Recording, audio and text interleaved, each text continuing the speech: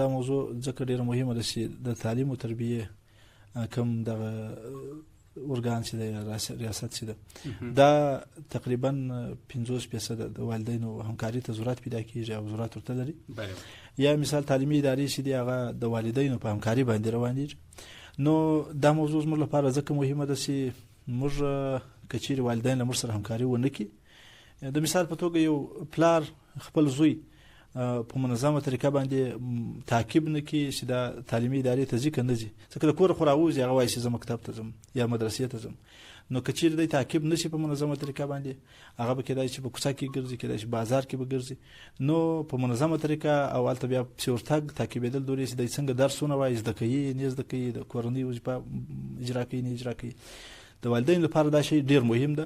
اما خاص کار د والدینو کوم د شوراګانې چې د مکاتبو د تعلیمي ادارو شوراګانې دي، د دغو همکاري د تعلیمي ادارو سره ډیر زیاته مهمه ده. موږ یو یادونه کولای شو جناب ستوري صاحب په تیر کال کې موږ په باجوړ ولسوالیو کې چې کوم شوراګانو له موږ سره ښه همکاري کړې وله، هغه موږ تقریبا د 4.5 میلیونه افغانیو په شاوخوا کې چې موږ ته د مکاتبو لپاره ځمکې راکول سوي دي، یا اتاقونه جوړ سوي دي، سیمپونه یا احاطې جوړې سوي دي، یا برمې ولې سوي دي. دغه د والدینو همکاري ولا د نور هم د همکاري په اضافه سي. او همدارکه چې د تعلیمي ادارو هر بخش څخه حمایه کیږي، موږ له والدینو څخه غوښتنه کوو چې په هغه بخش کې د تعلیمي ادارو حمایه وکړي. نو والدین ډیر مهم رول لري د تعلیم په بخش کې. په مکاتبو کې مشورهګانې فعال دي؟ او الحمدلله په مکاتبو کې موږ په ټولو هغه مکاتب چې فعال مکاتب دي په هغو کې منظمې شوراګانې لرو، هغه 15 کسیزې شوراګانې لرو. بیا وخت پر وخت د شوراګانو ته موږ سیمینارونه هم دایروو چې د شوراګانو له کسانو سره موږ ووینو، ورسره وغږېږو او ټول یو ځای سره راوغواړو، دوی ته څه خبره وکړو. په ټوله کې خلکو څومره آګاهي پیدا کړې ده جناب معاون صاحب؟ څومره خلک د پوهنې ریاست سره همکاره دي؟ الحمدلله د پخوا په نسبت باندې اوس سوکه خلک راویښېږي، خلک فعاله کېږي، خلک آګاهي پیدا کوي چې تعلیم څومره مهم شی ده. له پخوا څخه ډېر تغییر په خلکو کې راغلی ده چې پخوا به داسې خلک ولو چې د تعلیمي ادارې په یو کلي کې په یو ساحه کې چې په تعلیمي اداره فعاله وله، د هغې به مخالفت کوئ. دا خو څه کوي چې د خپل بچی ولېږي، اما د دې به مخالفت کوي چې دا بند شي یا په دې کې خنډ واقع شي. د نورو خلکو دغه څخه بیم شته.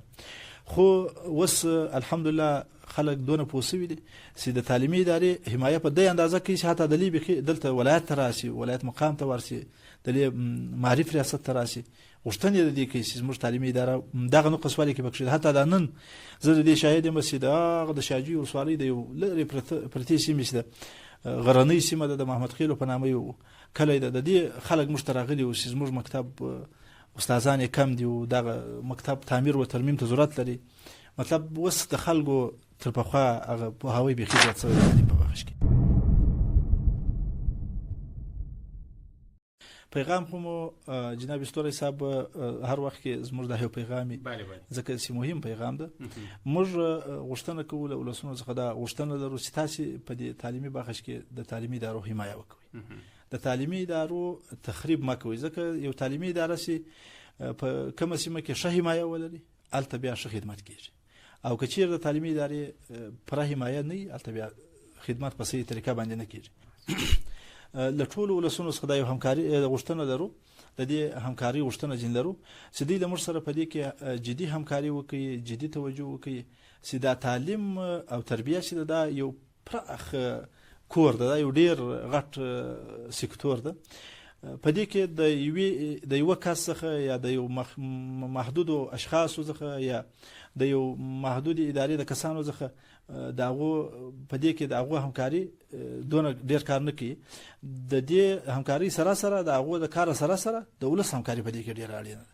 نو ډیره مهمه ده چې د ولس خلک په دې کې د همکاري وکړي، یا د تعلیمي ادارې سره د مالی همکاري، یا په دې کې همکاري چې د هغه ښوونکي هغه مشکل واوري، هغه درک کړي، یا د زده کوونکو تعقیب چې مخته ما یادونه وکړله په صحیح طریقه باندې چې زده کوونکي په منظمه طریقه باندې او په منظم وخت کې په خپل وخت باندې درسونو ته ورسي او بیا پسې تعقیب کړي، او ټول هغه کارونه چې هغه د دوی پر زده کړو باندې مثبت اثر کوي، په دې کې دوی له موږ سره همکاري